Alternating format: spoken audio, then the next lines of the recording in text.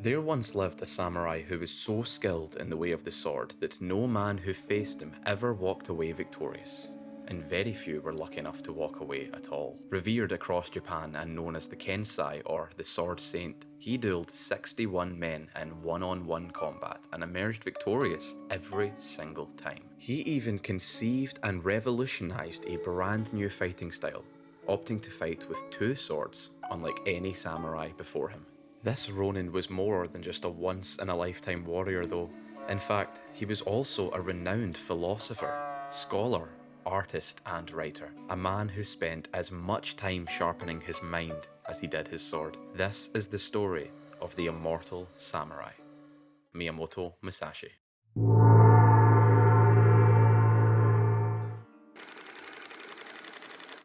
Born in 1584 in Japan's Harima province, little information has survived the tides of time about Miyamoto's early life, but one thing's for sure, he didn't have it easy. His mother died giving birth to him, and he and his father would argue constantly, with things often resorting to violence. His father was Shinmen Munisai, a revered swordsman across feudal Japan, even being referred to as the one without equal, and he would spend much of Musashi's childhood teaching him martial arts and the ways of the sword. One day though, tensions would reach boiling point, and at the age of only 7 years old, Musashi would be disowned by his father. The young samurai-to-be would eventually find his way to the village of Hirafuku, and would be taken in by his uncle Doran, an ex-warrior turned Buddhist priest. Here, Musashi learned the skills that many in Japan wouldn't be so lucky to have: reading and writing. For the next few years, Musashi would learn to connect with his spiritual side too, through the art of meditation. But even still, he was restless, for he wanted to become a great warrior, and would spend many hours out in the woods in solitude, developing the skills his father had taught him, against the only available opponent, the pine tree. At the young age of 13, the young Miyamoto would stumble across a scroll upon which a public challenge was written. A man named Arima Kehei was looking for a duel to the death so he could build his reputation, and the young Miyamoto Musashi wanted the exact same thing. At first, the adult samurai did not take Musashi's challenge seriously. After all, he was only a boy, but eventually the two agreed they would duel. Upon hearing this, however, Musashi's uncle Doran would rush to the scene of the duel and plead with Arima Kehei to stop the duel from taking place. Whilst the two were conversing though, Musashi saw an opportunity. He ran towards the preoccupied Kehei at lightning speed and struck him over the head with a 6-foot quarterstaff. And after this, Miyamoto Musashi would bludgeon Kehei to death. He had won his first duel. Perhaps not honourably, and perhaps not cleanly, but he had won it all the same. The young fighter now had a taste of victory, and he very quickly developed an appetite for it. He would partake in duels to the death and would always emerge victorious, learning much from each one and developing his technique with every passing day. When he was a little older, Musashi would participate in many battles. Civil wars were common in feudal Japan, and in one of them, he would even fight alongside the army of his long-estranged father. This war was a success, and Musashi fought valiantly, and also survived in the battle. His father would retire. Miyamoto had other ambitions, however, and he set out once again. The now battle-hardened samurai wanted more. He wanted to become a legend. And to do so, he couldn't keep dueling warriors who had no reputation.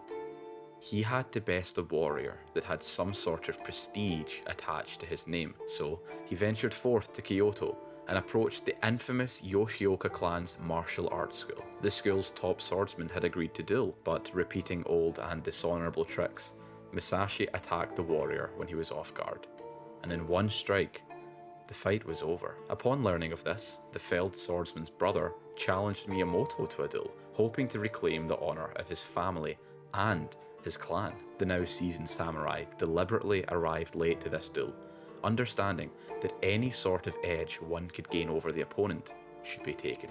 The idea was that the younger brother, already enraged by Miyamoto's dishonourable conduct, would become even more frustrated at this blatant lack of respect and therefore be less focused. This second fight lasted longer and was a closer battle than Musashi was used to, but of course, he emerged victorious. Musashi was accomplishing exactly what he had set out to do, but the Yoshioka clan were left reeling. They had concluded that Musashi was a walking, talking stain on their reputation and that he must die.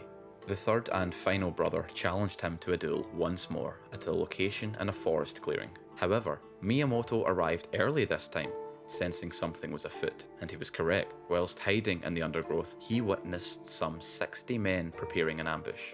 Musashi charged the brother he was meant to duel, killed him in one strike, and began his retreat. Surrounded, he drew his katana and his wakizashi, a smaller sword, and like a hurricane of steel, he killed any man who dared try and pursue him. This would be the beginning of Miyamoto Musashi's signature style of fighting, the Nitanichi dual sword style. The Yoshioka clan was left in disgrace, but Musashi, on the other hand, was now a living legend.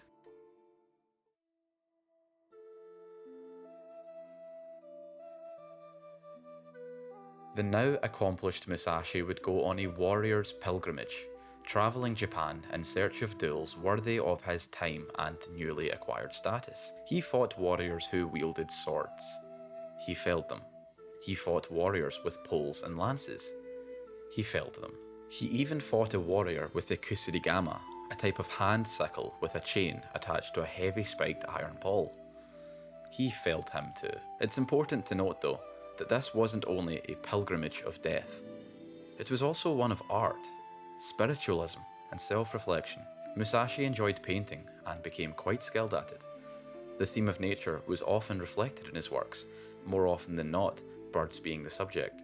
But he also has quite a famous self-portrait you can find online. His art was minimalistic and precise, exactly like his swordplay.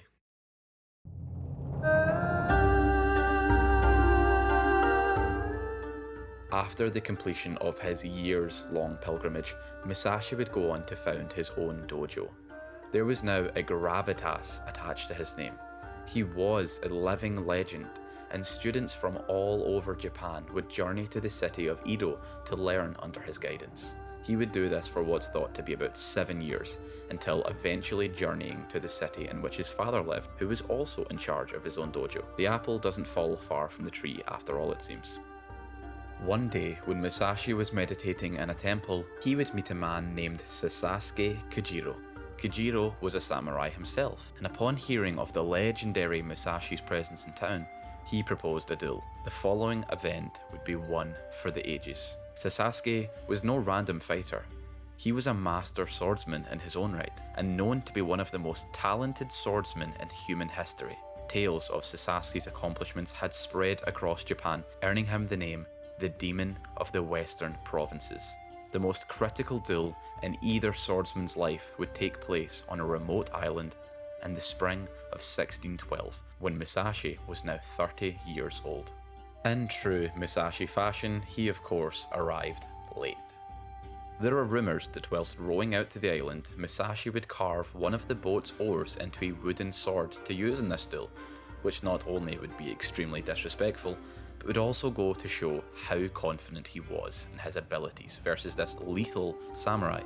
When Miyamoto did eventually arrive, Sasuke Kujiro was so enraged by his opponent's blatant lack of respect and honour that he threw the scabbard for his own sword into the lake.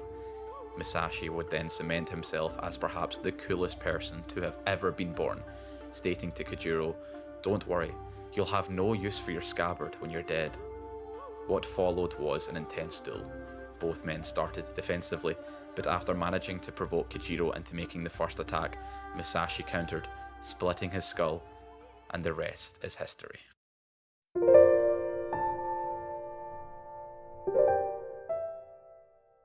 The duel with Kujiro would be Miyamoto Musashi's last. He had proven to the world, and more importantly himself, that there was no greater swordsman.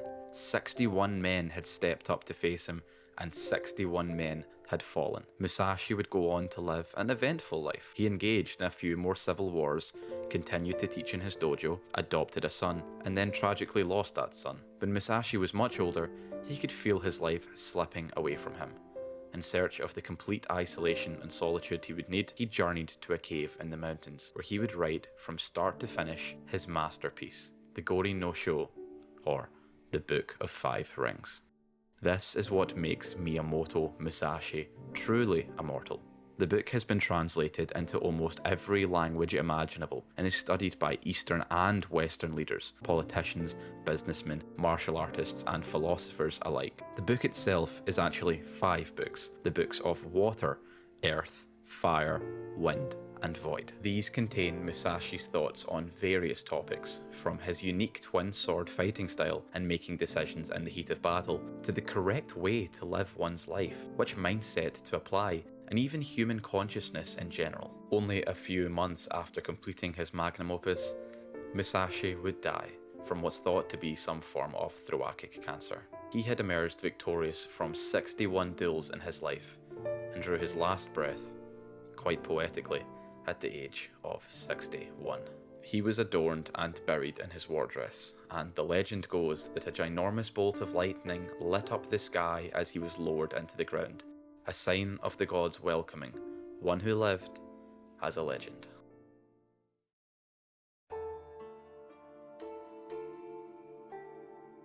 Miyamoto Musashi was by no means a perfect man. He never took a wife, never had children of his own, and seemingly never bathed, not to mention that he was also a cold-blooded killer. But there's no denying that he lived an extraordinary and fascinating life, and the Book of Five Rings has helped hundreds of thousands of people across the world live better lives. If you were to ask me what I took away from his story, it's this. A young boy, motherless and disowned by his father, ventured forth into the world with a dream in mind, and worked tirelessly to make that dream a reality. He lived firsthand the adventure of a lifetime and learned so much in the process. So much so that he was able to create a work of art that would immortalize him in human history. The point I'm making is, whoever we are, wherever we've come from, whatever we've had to endure, we'll live no better life than the one when we're willing to travel, explore, adventure, and learn.